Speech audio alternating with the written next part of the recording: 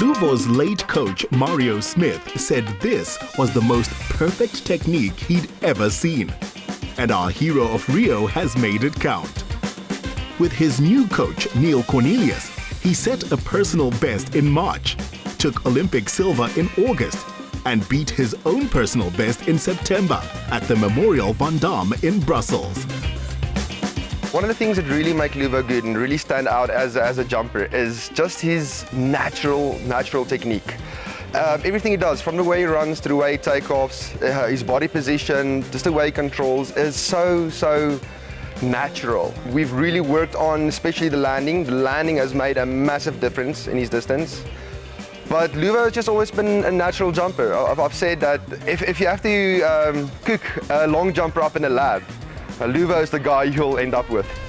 After breakfast cereal, it's 2 hours of biometrics in the gym, pop in place for lunch. After more training on the track in the afternoon, Luvo's happy with pop in place again for dinner. The key things of my success in training, it's plyometrics. Plyometrics is more about explosive things like doing box jumps, some running, jump in between. It's been a monumental year, so the man deserved some much-needed R&R with Nico in Swaziland. Congratulations for your achievement in Rio, and thank you for making the country proud. Thank you very much, man. It's an honor to represent my country. Luvo's journey from a township outside Paarl to world recognition has a parallel in the rangers from Mkaya Game Reserve. Swazis from local communities, they're amongst Africa's most effective anti-rhino poaching units, totally self-financed through tourism. So if you look at this one now, it's feeding on grass, which means it's a white rhino. It's a mama and a baby. And if you look at the back of the baby, you can see the fold of the skin, which tells me it's a male. And also, if you look at the big ones, you could see the thickness of the horn. Males have got big, nice horn, whereas females have got long, sharp horns. Without his own mother and the guardians of his talent, 25-year-old Luvo may have become another statistic. Instead, he now walks among living legends of athletics. Well, Luvo, this is incredibly tranquil, but I would imagine quite the contrast to what the last few months of your life have been like, right? It was exciting, man, like seeing my role models, being a young kid, watching them on TV. And all of a sudden now I'm seeing them in person. Like I never thought I'm gonna see Usain Bolt in person because back in 2008 I was still a young boy. All of a sudden I'm right next to him, yes. In the Olympic final, Luvo overcame 2 no jumps to take the lead. And it was by just 1 centimeter that Jeff Henderson beat him to gold. Then, of course, there was the event itself. So tight, so close. What was that like? When I was in the final, I was thinking of, do I have to get a medal here? And then when I got that 8:37, I was thinking to myself, I got a gold medal. When that guy whipped that 8:38, I was quite a little bit disappointed. But I told myself, Luvo, you got a medal. It's fine. You were here to get a medal. You make your country proud, and I'm honored. And what about now, after Rio? How much has your life changed? It's been crazy, man. You have to do many motivational speakers at schools, going around the country, doing interviews, different radio station, you can name it. Well, I must say, as tranquil and peaceful as this is, I think it's time we get the blood pumping again. You ready for some excitement? Oh, man, I was born ready. And you need to be for the Treetop Canopy Tour at Malolotja Nature Reserve. What do you think, man? Wow, man, this is something else, bro. I told you it's going to be an exciting afternoon. Look at that. It looks beautiful, but it's very hard, man. What do you mean? Listen, this is what you do for a living. You soar through the air. So, I mean, it's right up your alley. Man, this is high, bro. I jump, long jump, but this is something else. 8 meters, 80 meters. What's the difference? All you do is you jump. It's the same thing, really. Not sure, man. But let's give it a try. Yeah. We're here. Yes. Let me introduce you to THULANI. Guide THULANI MALAZA encouraged us to notice the bird life, but not even Olympians have wings. 60 meters high. Wow, sure. It's something, man. It's 110 meters long. Hope you have some fun. And we're very safe, as I understand it. You're very safe. Nothing to worry about, you see? Okay, I'll see you guys on the other side. Go. Luvo? Let's do it. Go. Luvo was going to have to put his faith in technology to make this leap. Let's do this.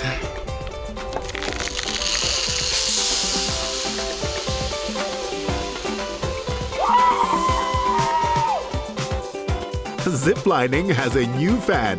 Oh, man! Nice That was awesome, man. Another challenge conquered. Wow! Look at that. I didn't thought I was gonna do this, man. It's awesome. But you know, it's got me thinking, this is what your life is like. You've got to constantly overcome obstacles and barriers and conquer fears. What inspires you? How do you do that? I don't know. Sometimes I just see the challenge in front of me. I just tell myself, this has to be done, eh? Who's gonna do it if I'm not doing it?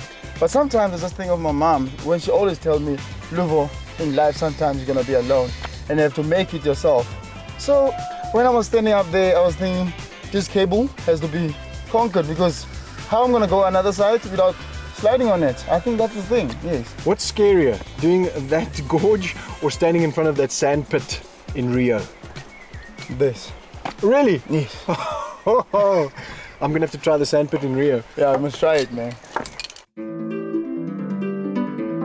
One field the Swazis can't be beaten in is handcrafts. And from the Malkans Valley, the world-renowned functional wax artworks Swazi candles are exported to 20 countries. This is Swazi Candles. It's one of the places that attracts tourists worldwide. We've got our own material here. We use paraffin wax and veneer. They last very long when you light them since they burn very, very slow. So all the candles are made right here on site? All the candles are made here. We've got artistic people that makes them. Let's go and show you. The guys each paired up with one of the 45 craftsmen employed here. They use the art of millefiore, or thousand flowers, in which hand-dyed wax strips are arranged in patterns, extruded, then hand-sculpted. Okay, Luvo, you ready to reveal? Yes, I'm ready, man. 3, 2, 1, go. Hey, check it out. Man, this is not yours, eh? Please. That's mine. You win. What's that? We traded animal sculpture for the real thing, a horseback safari at Mlilwane Wildlife Sanctuary. Out here, Luvo described his personal trauma after his win at the World Junior Championships in Canada in 2010. Following this early success, he fell prey to the drug culture of Mbekweni for 4 years. But given a second chance, he took it, almost won Olympic gold, and now finds himself in places like this. We do have many different types of animals here. Like as you see around us, we do have the zebras. And also like now we're gonna just walk down to the hippo pool where we're gonna just see some hippos with the crocodiles. Throughout the ride, our guest star shared more about how he'd initially only been interested in high jump, but his high school coach recommended the triple and long jump, at which he's proven so gifted. We're in Swaziland, in a nature reserve, on horseback with thunder and lightning. Did you ever think that your natural talents would bring you to such exotic places? Wow, man. It's quite amazing things that happened in my life. I've been to Canada, I've been to Sweden, I've been to Mauritius, and then I went to Rio. There was the amazing highlight of my life to win the silver medal. And my life changed after that, man. It's amazing.